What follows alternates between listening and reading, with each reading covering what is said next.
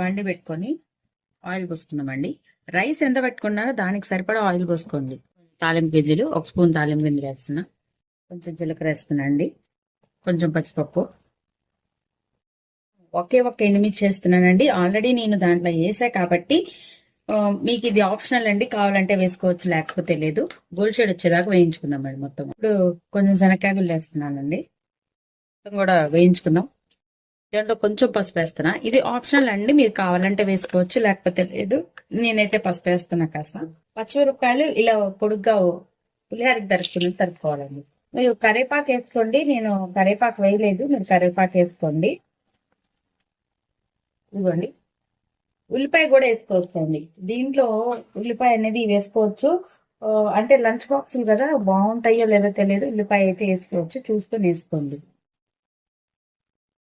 ఇప్పుడు మనము వండుకున్న రైస్ వేసేసుకున్నామండి.